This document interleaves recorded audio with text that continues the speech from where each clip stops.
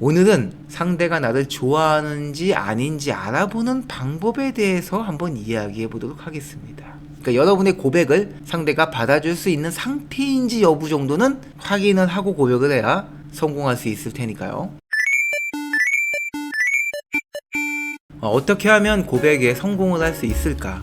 고백이라는 건 남녀 간의 썸이 절정에 이르는 단계입니다. 썸에서 연애로 가는 결정적 순간이며 서로의 마음을 확인하는 아주 중요한 의식과도 같은 거죠. 하지만 모든 고백이 성공하지만은 않을 겁니다. 지금도 수많은 남녀가 고백을 하고 거절을 당하고 있을 건데, 보통 고백을 거절할 때 나오는 반응에는 이런 것들이 있죠. 고마워. 한번 생각해 볼게. 미안해. 난 좋아하는 사람이 따로 있어. 좀 더 구체적인 상황을 예시로 들어볼까요?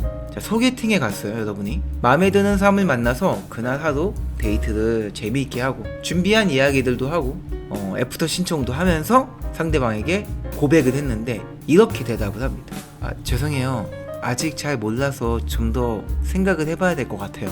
고백은 썸을 연애로 바꿔주는 필살기가 아닙니다. 고백이라는 것은 그저 단순히 나의 감정을 상대에게 전달하는 표현 방식 중에 하나일 뿐입니다. 고백으로 상대방의 마음이 바뀌는 대단한 방법이 아니라는 말이죠. 자, 그 말인즉 상대가 나에 대한 마음이 있어야지만 고백이 성공할 수 있는 거예요.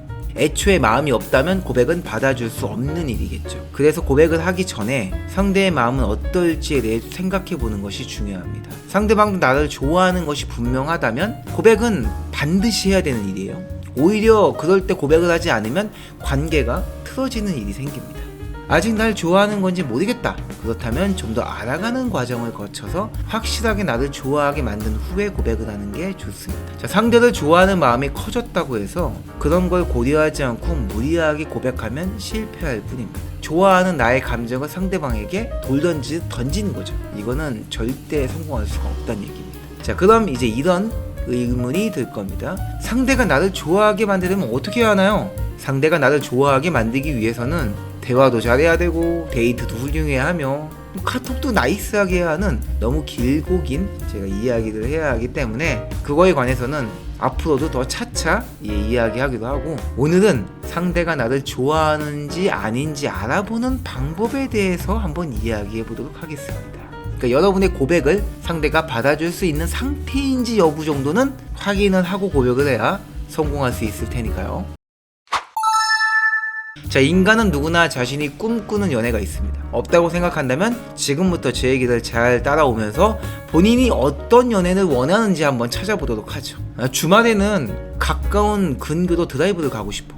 손잡고 번화가를 걷는 소소한 데이트를 할 거야. 보고 싶은 영화를 보고 커피를 마시며 대화를 하면 좋겠다. 연인과 함께 한강에 가서 라면과 치킨을 먹을 거야. 평소에 연애를 하게 된다면 어떨지 상상했던 것들을 이렇게 구체화시켜보세요. 처음에는 한 줄로 시작해서 하나 둘 살을 붙여가다 보면 어느새 제법 긴 한 편의 이야기가 완성이 될 겁니다. 그렇게 만들어지는 나만의 이야기가 바로 연애에서의 기준, 즉 연애관이 되는 겁니다. 기준이라는 단어의 무게감을 느껴서 대단히 의미 있는 이야기를 만들지 않아도 됩니다. 사람은 누구나 소소한 연애를 바라기 때문에 내가 상상한 것이 상대방도 상상한 것일 확률이 매우 큽니다.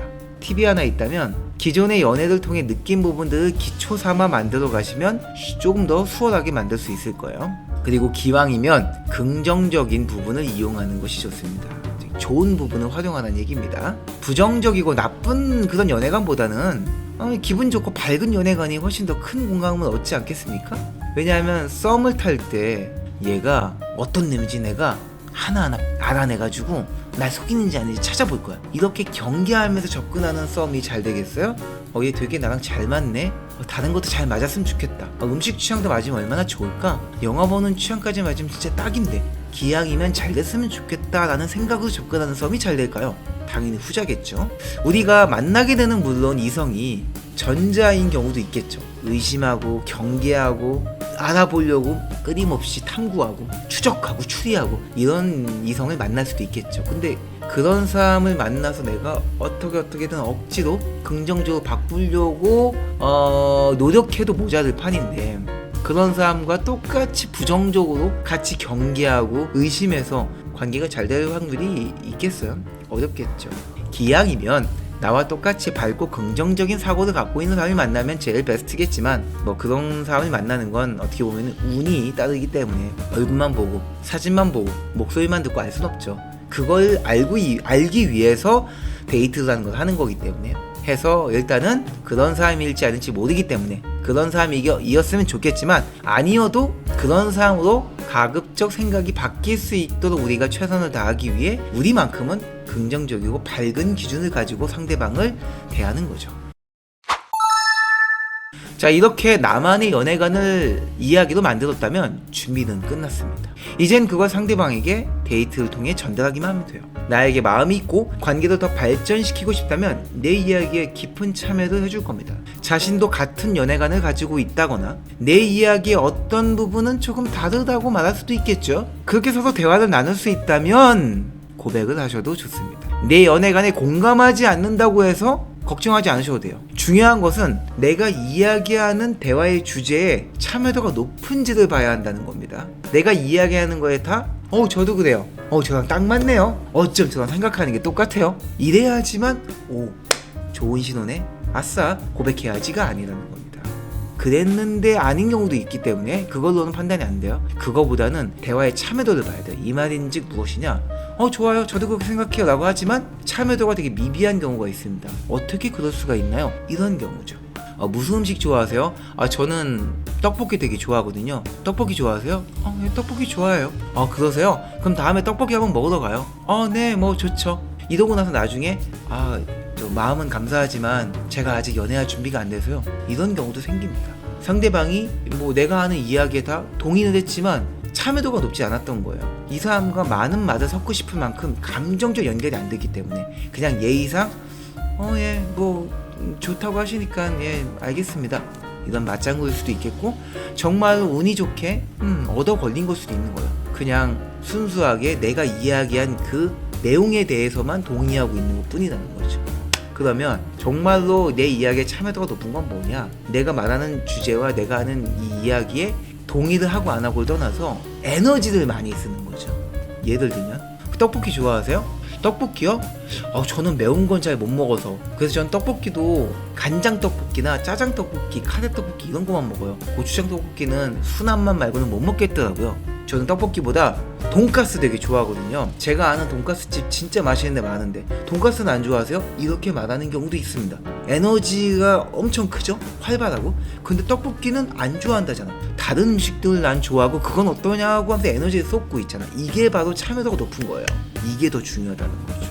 서로의 생각을 들여다보고 그 안에서 감정을 느끼며 맞춰 나간다는 것은 이미 두 사람은 연애를 향해 가고 있다는 뜻입니다. 만약 상대방이 대화에 참여하는 방법을 몰라서 고개만 만약에 끄덕이고 있다면 특별히 원하는 연애관을 가지고 있지 않다는 뜻이기도 해요. 어떻게 보면 그럴 때는 내가 원하는 연애관을 더 자신있게 드러낼 수도 있겠죠. 이런 방법도 있습니다. 제가 아까 얘기했던 참여도가 없는 사람인 경우에 나에게 별로 관심이 없어서 이렇게 하는 건지 본인이 어떤 취향이 있는지를 몰라서 이러는 건지 확신이 안 선다면은 과감하게 내가 원하는 기준들을 이야기하다 보면요 상대방이 참여도가 높은 것들이 생길 수도 있을 겁니다. 아까 제가 얘기한 것처럼 부정적이고 경계가 심한 사람인 경우에는 참여도가 적을 수도 있어요. 우리가 그럴 때 밝은 에너지를 통해서 그 부정적인 감정을 좀 긍정적으로 바꿔줄 수도 있다고 생각은 합니다. 그러면은 또 뭔가 또 돌파구가 생길 수도 있겠죠.